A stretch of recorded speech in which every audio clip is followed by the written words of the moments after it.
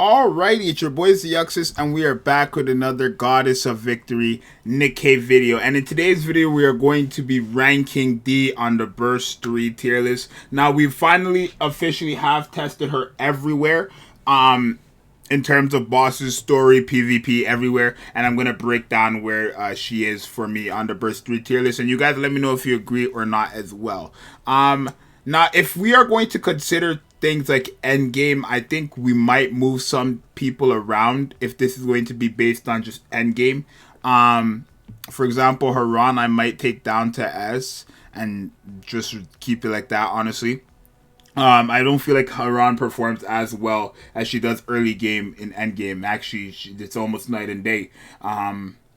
Her virus transfer is a good effect, but it's not going to be enough in terms of the HP the enemies have. It's honestly, she just loses like two big effects, I want to say. Unless she uses her full burst. Really.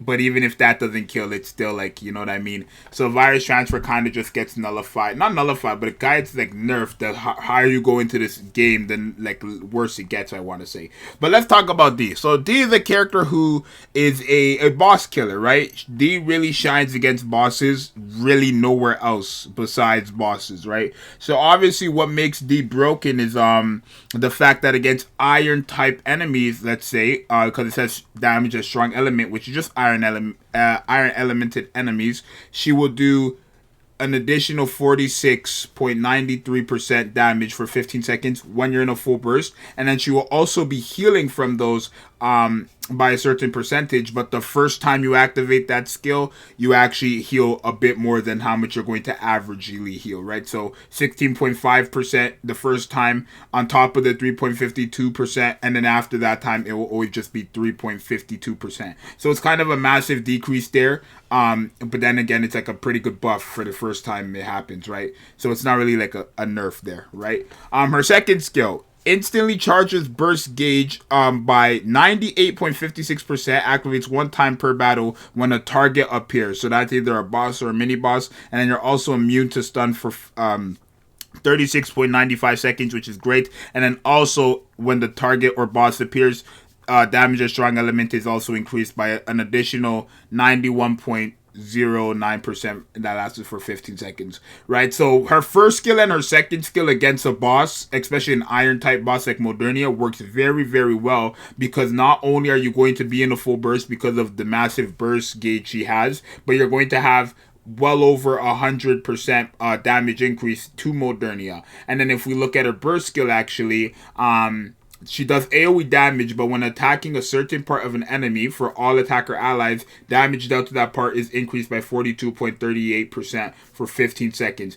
And then also when you're in the immunity status, or immunity to stun status, you do get an extra 5 seconds for the burst. So she's a very, very good character when it comes to bosses.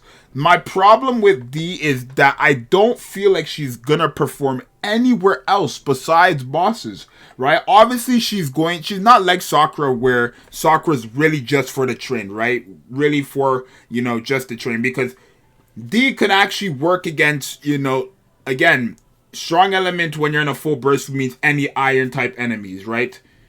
So any type of iron, and when she's in a full burst, she'll have that 46.93% damage increase to enemy or iron type enemies, regardless of who they are. That's going to be pretty good, right? But if they're a boss, you'll get the extra 91.09%, which is very good, right? She is a boss killer, right? Increasing for all attackers, the damage dealt to parts is going to be good for things like train, because you can basically get the missiles done or the turns done before the train like comes off the screen. And then Modernia, right? We've tested it, and you can actually take away Modernia's core literally in seconds after you use D on the team and stuff like that. If you have Modernia, D, and Scarlet on the team, you definitely are breaking that core within seconds, which kind of helps you a lot more in Modernia, because now you have your cover, right? The thing with Modernia is if you don't break the core within the couple of seconds you have, she will use the little beam move, right? The beam move, and it will break your cover,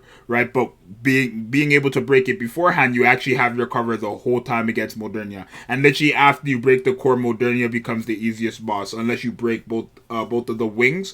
I do want to say though, I feel like after the first time you break the core, you definitely do not want to use D's ultimate again, because if the enemies, or if your allies attacking to the wings, for example, or the other parts that you don't want them attacking into, again, it lasts for 15 seconds, but if you don't want them to basically be attacking those extra parts, then that can hurt you if all attacker allies are doing more damage to those parts, right? The allies you cannot control, let's say. So keep that in mind, right? So overall, I think she is going to be an A tier character. Just because she's not like Scarlet where she only works for the train, right? She works for every boss. You can use her in Blacksmith. You can use her in Gravedigger. She's not as good in Gravedigger. She's not great in Chatterbox. I mean, actually, technically, she is good in Chatterbox. But the thing with Chatterbox is, because Chatterbox, you want to break the missiles, right? So, again, she's going to be good for Chatterbox. Not really that crazy for Blacksmith, I don't feel like. Not crazy for Gravedigger. But Train, she's going to be good. Very good in Modernia, she's going to be very, very good in, and then also Chatterbox is going to be pretty useful there as well. But besides that, nothing else. She's not really great for progression because her whole kit is literally centered around bosses or iron type bosses, basically. That's really the only time. Besides her first skill, when you're in a full burst, then you have the damage increase as strong elements, but then it relies for you to just have or be fighting iron type enemies. So literally, her whole kit is depending on bosses or iron type bosses, really. That's really it, right? In PvP, she doesn't work at all because the enemies are not considered targets, so you can't do anything with that. Literally, she's just literally useless in PvP. And then in progression, like I said, if they're not bosses every stage, she's not going to be that great. So I want to give her low A tier just because she's going to be good against the bosses. One thing, like I said before, that I put her above Sakura for is that Sakura's only meant for the train. D is clearly meant for other bosses outside of Modernia as well. Or she's meant for Modernia, but can be used and very useful in a lot of other bosses, right? Sakura's for the train, but D is also a character who can basically beat the train, but is not for the train. You know what I mean? So D has those effects, right? I will say if you are struggling with like Modernia and you want 9 clear, or you're struggling with the core or anything like that, D is gonna be an essential character to have. She's literally the definition of a free Modernia. Right, like the high definition of a free Modernia. It's night and day of how much a difference it makes with D and without D for Modernia, right? Because being able to break the core beforehand is going to change your runs completely. Because you're going to have, if you have Litter on the team, let's say, you're going to have someone who can just rebuild your covers from when the bomb attacks you or when those little bullet missiles attack you or anything like that, right? So being able to basically break the core beforehand is going to be very good. So I want to say D is going to be an A tier character for me. Just for that simple reason, right? No value outside of bosses or iron type bosses, really. But you guys let me know if you agree with this or not. I honestly don't think she's gonna be anywhere higher or lower. Like maybe you could put her high B. Honestly, that's what I'm thinking, high B, if not A, because only 3 bosses, right? Like she's good against a lot of like. Okay, she's good against Union Raid too, right? But we haven't tested in Union Raid just because Union Raid's out right now. But the bosses in Union Raid are the same ones in Special Interception, basically. They're just basically harder. And Story, they're just harder, right? So she's going to be useful there. But I want to put her in B. I'm going to put her in B. Just because I feel like if you don't have a problem with Modernia, there's no reason for you to summon for her, right? Even with the train, even though she's good for train, you have other options too, but if you still lack train, then she's going to be a good option there, but it's Modernia and train only for her. Chatterbox she's useful in, but she's not needed for that either. And then Blacksmith and Gravedigger, she just doesn't perform as well because there's nothing she's doing. She's not doing anything. You're not supposed to break the parts for Blacksmith, and then also when it comes to Gravedigger, like the whole point is to break the interruption parts. So she's kind of useless against those bosses, right?